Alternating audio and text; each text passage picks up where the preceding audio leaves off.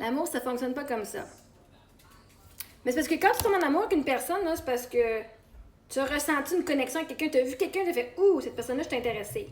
Donc, tu t'es ouvert l'idée de peut-être lui parler. Après ça, tu es allé lui parler une première fois. Elle a répondu, tu as dit « Ouh, j'aime ça, je veux que cette personne-là me réponde encore ». Donc, tu t'es permis. Et elle a dit « Ouh, j'aime comment je me sens dans sa présence ». Et tu t'es ouvert plus. Et là, c'est vraiment de l'amour, t'as pas... Tomber en amour, là, moi, j'étais en amour avec mon mari, je l'ai même pas vu encore. L'amour, c'est un sentiment dans toi. Hein? L'amour, là, c'est pas ce que l'autre fait et ce que l'autre te donne.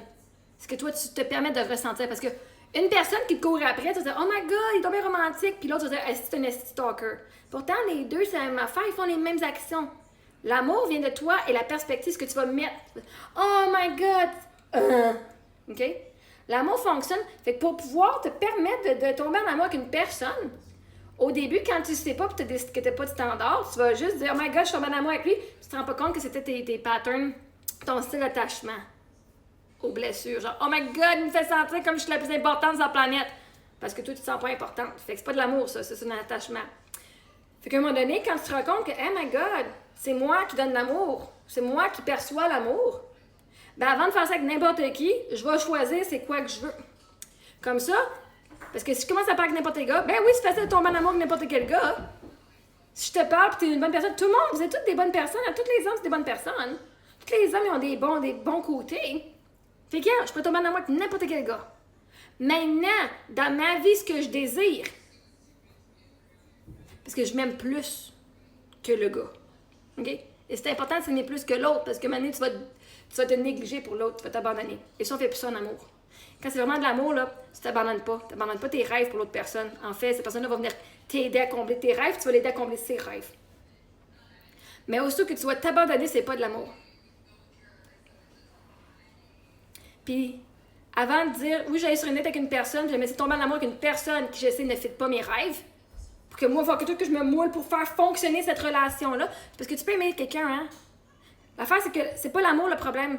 C'est que moi, je devrais mouler, me changer et me modifier pour fitter cette personne-là. Si lui, il fume, puis moi, je fume pas, puis j'ai ça la cigarette, il faudrait que moi, je l'ai accepté ce que je trouve est inacceptable. Pour moi, c'est pas acceptable de fumer. Pas proche de moi. Je trouve ça dégueulasse. J'en ai même une toux depuis que je suis jeune.